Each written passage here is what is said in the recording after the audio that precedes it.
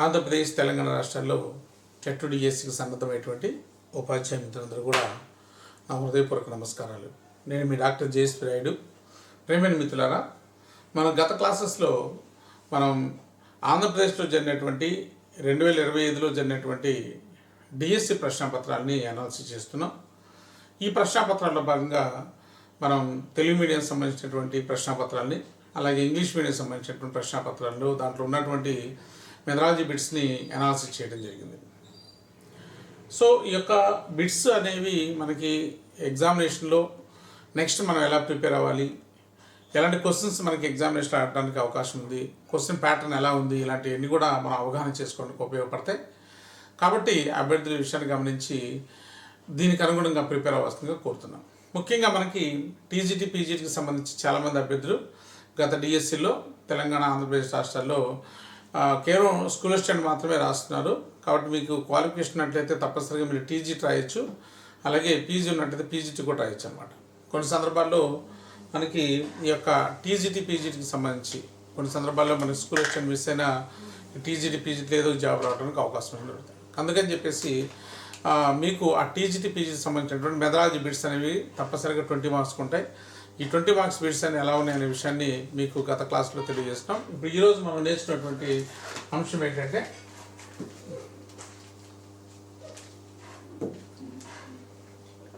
June 18న 2025లో జరిగినటువంటి APDSC జరిగినటువంటి PGT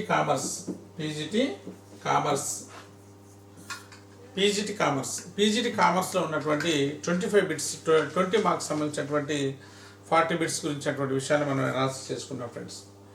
ఇక్కడ మనకు తెలిసిందే 20 × 2 టోటల్గా మనకి 40 బిట్స్ అనేవి మనకు రావడం అనేది జరుగుతుంది. రైట్ క్వశ్చన్ పేపర్కి వెళ్దాం friends. 161 question. Student can acquire knowledge starts from family finally reach to universal concept stated by. విద్యార్థి యొక్క జ్ఞాన సముపార్జన కుటుంబం నుంచి ప్రారంభమై విశ్వజనీయ అంశాల వైపు ముందుకు వెళ్ళాలి అని ఎవరు చెప్పారని చెప్పేసి అడిగాడు అనమాట. దీనికి సంబంధించి మనకి మొదలయార్ కమిషను, సెకండరీ విద్యా commission, Kothari commission, national education policy ఇచ్చాడు. దీనికి సంబంధించి ప్రధానంగా చెప్పింది ఏంటంటే కొఠారి కమిషన్ 1964 to 1966 వీళ్ళు చెప్పారు అనమాట. కొఠారి కమిషన్ చెప్పింది ఈ విషయాన్ని. ఎందుకంటే సాంఘిక శాస్త్రం అనేది ముఖ్యంగా పిల్లలకి ఏ స్థాయి నుంచి మనం ప్రారంభించాలి అనే దానికి సంబంధించి కొఠారి కమిషన్ చెప్తూ ఇది కుటుంబం నుంచి స్టార్ట్ అవ్వాలి సాంఘిక శాస్త్ర బోధన అనేది. అలాగే పిల్లలు వాళ్ళ యొక్క స్థాయి పెరిగే కొద్దీ నేర్చుకునేటువంటి విషయాలు వాటి చివరిలో యూనివర్సల్ స్థాయికి అంటే అంతర్జాతీయ స్థాయికి సంబంధించిన విషయాలు విద్యార్థి నేర్చుకోవాలని చెప్పేసి కొఠారి కమిషన్ చెప్పడం జరిగింది అనమాట. అలాగే కొఠారి కమిషన్ సాంఘిక శాస్త్రాన్ని పరీక్ష విషయంగా మార్చాలని కూడా చెప్పింది అనమాట. ఇంకా కొఠారి కమిషన్ సంబంధించి అనేక రకాల విషయాలను మనం డిస్కస్ చేసుకోవడం జరిగింది. అలాగే మొదలయార్ విద్యా కమిషన్ దీని యొక్క ప్రాధాన్యత కూడా మీకు తెలిసిందే.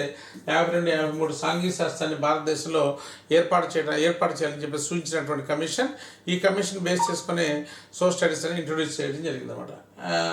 మొదలయార్ కమిషన్ దీన్నే secondary education commission, also called secondary education commission. Next, national education policy is one of the important policy. It recommended the 10 core elements recommended by 10 core elements అన్నమాట. సో ఇది దీనికి సంబంధించిన అంశం. ఆన్సర్ 3. కాబట్టి ఇక్కడ మనకి ఏంటంటే క్వశ్చన్ అర్థం చేసుకుంటే మనం తెలుగు మీడియం చదువుకుని ఈజీగా మనం పెట్టచ్చు అనమాట. Test used to assess the special talents అన్నాడు అనమాట. Special talents.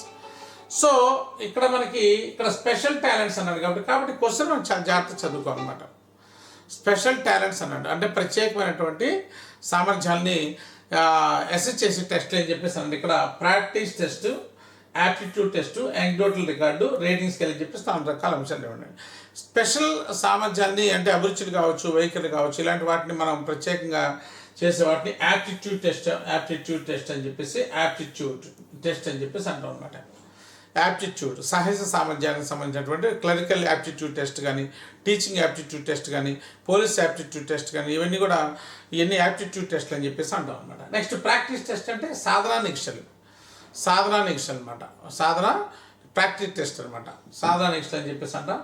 ఇవి మామూలుగా జనరల్గా ఏదైనా ఒక అంశం నేర్చుకున్న తర్వాత మనం ఎంత మేరకు సామర్థ్యాలని తెలుసుకోవడానికి ప్రాక్టీస్ చేయడం జరుగుతుంది. ఎనక్డోటల్ రికార్డ్స్ అనమాట. Anecdotal records useful for to find out the students behaviour on different situations అనమాట. కొన్ని ప్రత్యేకమైన సందర్భాల్లో విద్యార్థుల యొక్క బిహేవియర్ని తెలుసుకోవడానికి ఇవి యూజ్ అవుతూ ఉంటాయి. అందుకే ఎనక్డోట్ అంటే దీన్నే మనం సంఘటన రచనా పత్రావళి అని కూడా అంటాం. సంఘటన రచనా పత్రావళి అంటే సంఘటన. ఎనక్డోట్ అంటే సంఘటన అనమాట. విద్యార్థి జీవితంలో ఎదురైనటువంటి ముఖ్యమైన సంఘటనలు బేస్ చేసుకొని చేసేదని ఎనక్డోట్ రికార్డ్ అంటారు. అలాగే రేటింగ్ స్కేల్ అనమాట. దీన్ని రేటింగ్ స్కేల్, ఈ రేటింగ్ స్కేల్ దీన్ని అంచనా మాపన అని చెప్పేసి అంటాం. మరి ఏదైనా ఒక సంస్థ యొక్క సామర్థ్యాలు కానీ, లేకపోతే ఉపాధ్యాయునికి బోధనా సామర్థ్యాలు కానీ, నాయకత్వ లక్షణాలు కానీ, ఓకే, ఇవన్నీ ఎలా ఉన్నాయి అనే దాంట్లో చెప్పుకోవడానికి ఈ రేటింగ్ స్కేల్స్ అనేవి మనకి యూజ్ అవుతుంటాయి అనమాట. రైట్. సో కాబట్టి ఇక్కడ ఆన్సర్ కరెక్ట్ ఏంటంటే aptitude test is the correct answer.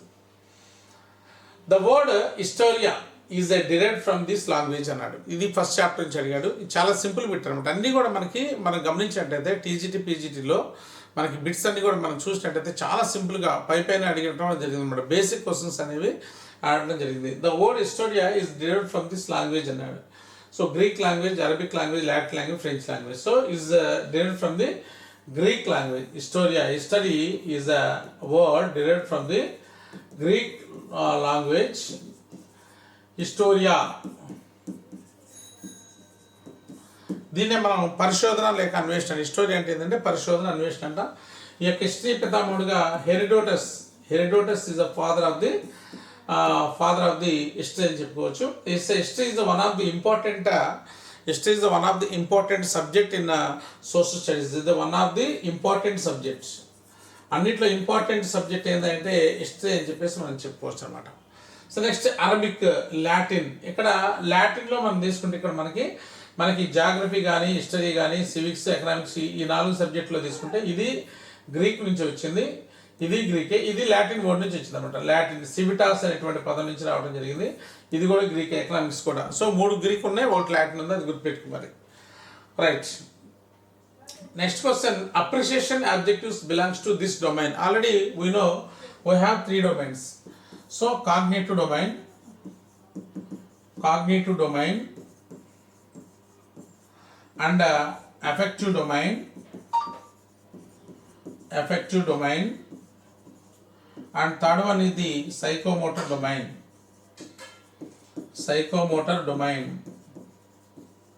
So these domains are we can find in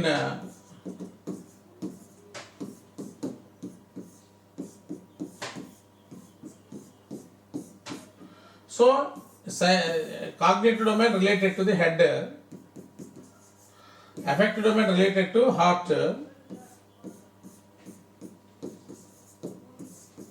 so psychomotor domain related to hands and legs anamata. Hands and legs. So these are the 3 domains. So when you develop these all domains, so it will leads to the holistic development of the children. So for achieving these domains, we have different type of objectives. In cognitive domain, we have 6 objectives are there: knowledge, understanding, application, analysis, synthesis, and evaluation. In the same way, affective domain, we have 5 objectives are there. At the same way, receiving, responding, valuing, organization, characterization. So these are the 5 objectives. In psychomotor domain, we have 5 objectives are there. ఈ విధంగా మనకి total we have 16 objectives. So among these 16 objectives, so at school level compulsory we need to achieve 7 objectives. It's called so first one, knowledge, understanding, application, interest, attitude, appreciation, skill. So these 3, knowledge, understanding, and application related to cognitive domain, interest, attitude, appreciation related to affective domain, skill related to psychomotor domain. So here they ask us that appreciation objective belongs to this domain. See here, appreciation belongs to affective domain. Cognitive domain, you know, knowledge, understanding and application. Psychomotor domain, skill is the come under the psychomotor domain. So metacognition is the separate concept. This is the separate concept. Okay, so now if you want to put a correct answer, you need to learn information with the basics. Then only you can give correct options. Okay, friends. Next question. One of the following is useful to achieve educational objectives. Educational objectives. Educational objectives. Educational objectives. Teaching objectives. Specifications. విద్యా లక్ష్యాలని మనం సాధించాలంటే మన వీటిని మన ఉద్దేశాలు AIIMS అని కూడా అంటాం అనమాట. ఎయిమ్స్ అంటాం. ఎయిమ్స్ను సాధించాలంటే ఉపాధ్యాయుడు కొన్ని లక్ష్యాలను ఏర్పాటు చేసుకోవాలి. ఆ లక్ష్యాల ఆధారంగా విద్యార్థుల్లో ప్రవర్తన మాత్రం మనం వస్తాయి. స్పెసిఫికేషన్స్ అంటాం వాటిని. Okay, so here interest, teaching objectives, evaluation and assessment. So teaching objectives are very useful to achieve the educational objectives. Educational objectives we can call aims. వాటి మన ఎయిమ్స్ అని కూడా మనం పిలవడానికి అవకాశం అనేది ఉందన్నమాట. సో చాలా జాగ్రత్తగా మనం చదువుకోవాలి. అసెస్మెంట్ అనేది ఏంటంటే మనకి ఎన్సెఫ్ 2005 అనేది ఎవాల్యుయేషన్ బదులుగా మనల్ని ఏమని చెప్పమంటుందంటే అసెస్మెంట్ అని పిలవమంటుంది అనమాట.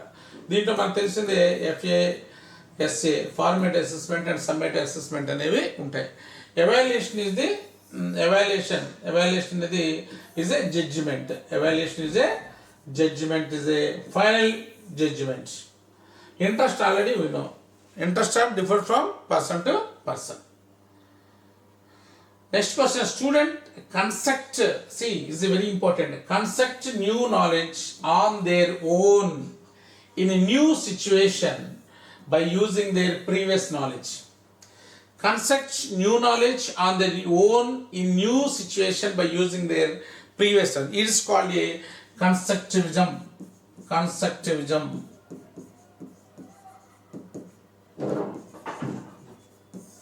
దీన్ని మనం ఏమంటామంటే నిర్మాణాత్మక అభ్యసనం అంటాం అనమాట. నిర్మాణాత్మక అభ్యసనము అని చెప్పేసి మనం పిలుస్తాం. అసలు నిర్మాణాత్మక అభ్యసనం అనేది is a new concept.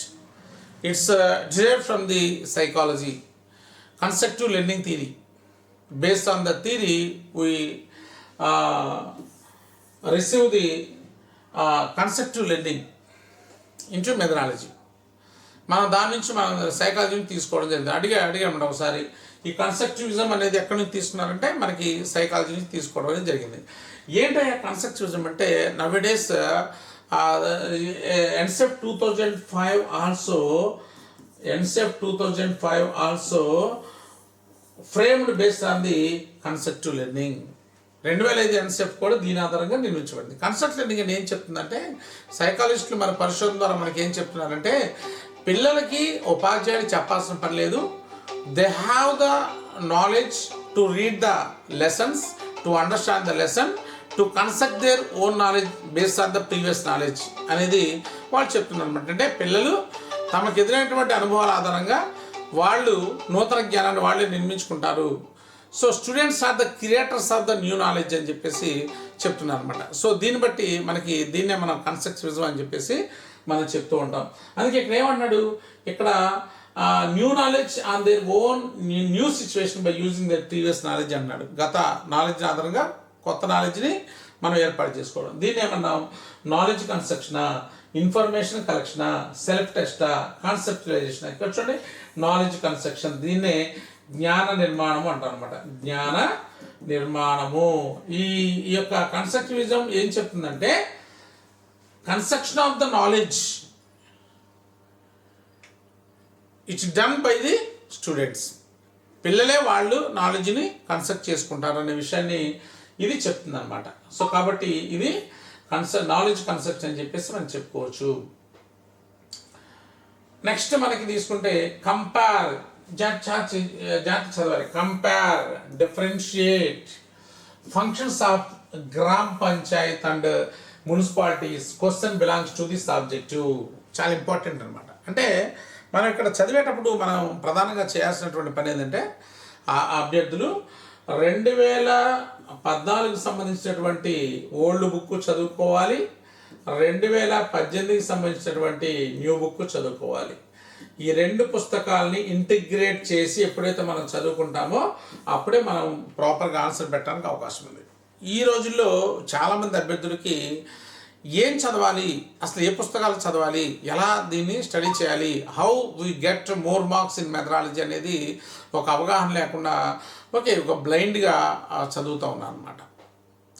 So అలా కాకుండా ఒక సిస్టమేటిక్ వేలో మనం చదివితే, ఒక ప్రాపర్ గైడెన్స్ అనేది మనం తీసుకున్నట్టయితే తప్పనిసరిగా మనం మంచి స్కోర్ తెచ్చుకోవడానికి అవకాశం అనేది కూడా ఉంది. ఆ విషయాన్ని అభ్యర్థులు గమనించాలి. ఇక్కడ మనకి రెండు పదాలు ఉన్నాయి, కంపేర్, డిఫరెన్షియేట్ అనేటువంటి పదాలు ఏ ఆబ్జెక్టివ్కి సంబంధించి అని చెప్పేసి అడిగాడు అనమాట. So comparison, differentiate, describe, explain, translate, okay, find out the relationship between two things. So these type of words come under the understanding. దేని కిందకి వస్తాయండి? Application, knowledge, attitude, understanding. దేని కిందకి వస్తాయి? అండర్స్టాండింగ్ కిందకి వస్తాయి. అవగాహనకు సంబంధించిన అనమాట. పోలికలు చెప్పడం, భేదాలు చెప్పడం, వివరించడం, వర్గీకరించడం, వర్ణించడం, ఓకే, అనువదించడం, సంబంధాన్ని గుర్తించడం, ఉదాహరణలు ఇవ్వడం, దోషాలు కనుక్కోవడం, దోషాలను సరిదిద్దడం, find out the errors, detect the errors, translate, comparison, giving illustrations, differentiate. These are the words come under the objectives of the understanding. Okay, so attitudes లో దీంట్లో మనం తీసుకుంటే రెస్పెక్ట్, గౌరవించడం.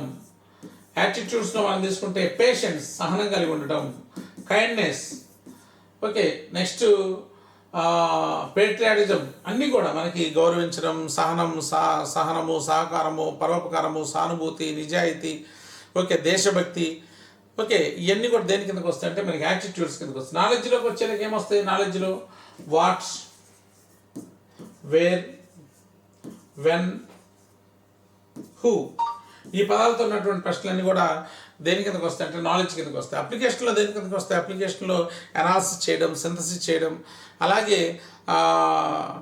అలాగే మనకి జనరలైజేషన్ చేయడం, ఇమాజినేషన్ చేయడం, formulation of the hypothesis, giving a instructions, establishment of the relationship between the cause and effect.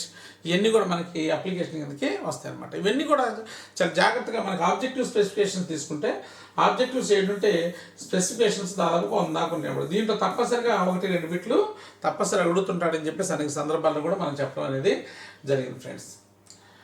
Next question చూడండి. Curriculum is the plan of learning. Curriculum is the plan of learning stated by అభ్యసనానికి సంబంధించిన ప్రణాళికే విద్యా ప్రణాళిక అంటాం తెలుగులో. అభ్యసనానికి సంబంధించిన ప్రణాళికే విద్యా ప్రణాళిక అని చెప్పేసి డెఫినేషన్స్ ఆఫ్ ద కరికులంలో మనకు దాదాపుగా 15 రకాల డెఫినేషన్స్ ఉన్నాయి. దాంట్లో నుంచి అడగడం జరిగింది అనమాట. Curriculum is the plan of learning. Curriculum is the plan of learning అంటే అభ్యసనానికి సంబంధించిన ప్రణాళికే విద్యా ప్రణాళిక ఏం చెప్పారంటే వాల్టర్ తారా చెప్పాడు. వాల్టర్ తారా గివెన్ దిస్ డెఫినేషన్. క్రోనికల్ ఏం చెప్పారు? విద్యార్థిని శారీరకంగా, మానసికంగా, ఆధ్యాత్మికంగా, నైతికంగా, ఉద్వేగపరంగా వికాసం చెందించే నిమిత్తం అతనికి ఒక ప్రణాళిక కావాలి. ఆ ప్రణాళికనే మన విద్యా ప్రణాళిక అంటామని చెప్పేసి క్రోనికల్ అని చెప్పడం జరిగింది అనమాట. అలాగే ఇవన్నీ కూడా వీళ్ళు చెప్పిన ముర్రే ఇవన్నీ కూడా క్రాత్వల్ ఇవన్నీ కూడా ఈ డెఫినేషన్స్లో లేవు అనమాట. నెక్స్ట్కి వచ్చేది according to the section of 48/2009 children have right to join the age of appropriate class. చాలా ఇంపార్టెంట్. అనేక సందర్భాల్లో మనం డిస్కస్ చేసుకున్నాం. విద్యాకు చట్టం గురించి తప్పనిసరిగా మనకి క్వశ్చన్లు అడుగుతారు. దీంట్లో 7 సెక్షన్స్ అనేవి ఉన్నాయనే విషయాన్ని గురించి కూడా మనం గత క్లాస్లో డిస్కస్ చేసుకోవడం జరిగింది. రైట్. దీంట్లో మరి ఏది ఇక్కడ మనకి ఏ సెక్షన్ ఇక్కడ 4 సెక్షన్ 4 ఉంది, సెక్షన్ 30 ఉంది, సెక్షన్ 29 ఉంది. ఇక్కడ ముందు ఇక్కడ చూడండి సెక్షన్లో మనకి 7 సెక్షన్లు మాత్రమే ఉన్నాయి. 7 సెక్షన్స్ ఉన్నాయి. దీంట్లో సెక్షన్ 4లో ఇవన్నీ కూడా ఉన్నాయి అన్నమాట. నెక్స్ట్ దీంట్లో మనకి 30లో మనం తీసుకున్నట్టయితే 30లో ఇది సెక్షన్ 5కి సంబంధించింది. 30లో దీంట్లో 20 and 30 ఉంటాయి. 30లో మనకి ఎగ్జామినేషన్స్ అనేవి నిషేధం అని చెప్పేసి అనేది ఉంది. 29లో మనకి రాష్ట్ర స్థాయిలో ఒక బాడీ అనేది ఎవాల్యుయేషన్ చూసుకోవాలని చెప్పేసి ఉండటం అనేది జరిగింది అనమాట. ఇవన్నీ కూడా 29 and 30కి సంబంధించి ఎవాల్యుయేషన్కి సంబంధించినటువంటి అంశాలు అనమాట. Next national education policy 1996 envisages that any subject shall emphasizes this number of core concepts అన్నాడు. సో ఇక్కడ ప్రతి సబ్జెక్ట్ కూడా 10 రకాల మౌలిక అంశాలని సాధించాలని చెప్పేసి మనకి ఎవరు చెప్పారు అని చెప్పేసి అడిగాడు. నేషనల్ ఎడ్యుకేషన్ పాలసీ ఎన్ని రకాల అంశాల గురించి చెప్పిందని చెప్పేసి అడిగాడు.